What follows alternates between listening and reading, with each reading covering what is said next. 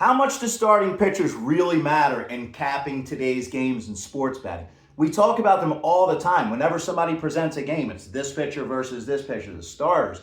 And that really does matter in NRFIs and first fives, beginning of the game bets, but it's not as much as it used to in the direct outcome. We know that just from how the numbers of wins have gone down significantly over the decades. The most common score for starting pitchers is a no decision. You figure if they have 36 starts per year, which a healthy pitcher does. That's if they remain healthy the full season. A good pitcher gets like 12 wins. So there's 2/3 of their starts where they're either getting a loss or a no decision.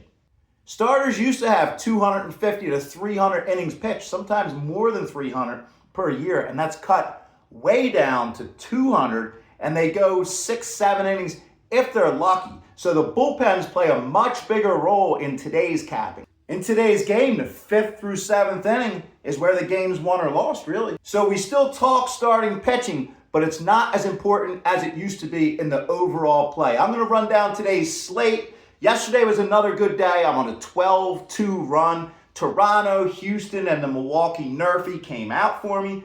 The Yankees over did not come out, and the hitting parlay that I put in did not. Seager failed me again. So we go 3-2 yesterday, 12-2 run. Overall record in the MLB posted up here and down in the description. Continuing on with my streaks and NRFI systems. I got a few games today, so I'm going to get into where I got the best lines on those and run down the slate. Getting this video out a little bit late today. I'm a little bit behind because I like a 12:30 game, which is coming up pretty soon. That's the Washington and Cincinnati Reds game. Reds are at home and they're throwing burns. They've lost 9 in a row against the National League, and I like them to break that streak today. Excellent pitching matchup. Foster Griffin for Washington, one of the better younger pitchers today. So I was looking at NRFI in that, but I like the Reds better. I got them down at 150 on DraftKings, and again, that's like the limit of where I'm comfortable laying money lines. I don't lay 180, 200. It's just not worth it to. At that point, I'll start to take the run line and the money line. Toronto worked out yesterday, and I think the Reds do early today. So taking the Reds. St. Louis against the A's is interesting because we have Lopez pitching for the A's. A's have gone under 5 in a row. St. Louis has gone under 6 in a row. They've still been scoring decent, but they've been having high totals because they're out in Sacramento. I'm going over 9 in this one today. I see it creeping up to 9.5 in some spots. I bought the half a run on Bet365. Over 9 in that one, break up those under streaks.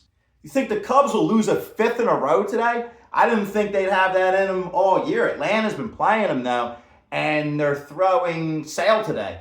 So it's a tough one for the Cubs. They've only scored 3 runs in 4 games. It's not looking good for them.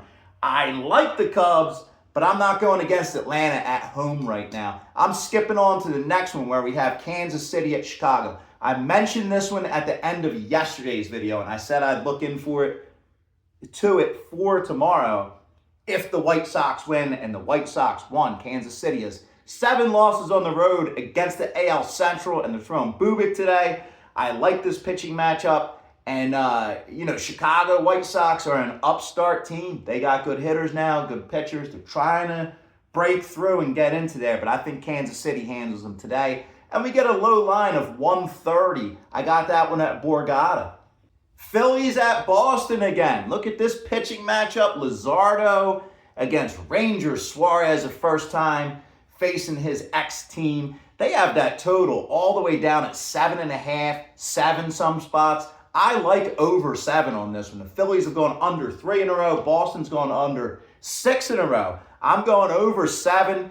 I like the NRFI in that one too. Speaking about NRFIs, there's not enough for me to throw down on a NRFI today. I do like Washington, Cincinnati, and I like Philly, Boston. But as of right now, I'm skipping both of those. If I add one of those, I'll throw it in the comments. But for right now, it's the Reds and Kansas City to get wins. It's Philly and Boston over, and it's St. Louis and the A's over. Guys, let me know in the comments what you think. Will you tail or fade any of those plays Do you guys have any plays that you want to bring to the attention of the group? Down into the comments. Let's do it again. Let's get it going. 12-2 run. I want to continue that. It's a nice part of the season. Thank you for watching. Good luck today.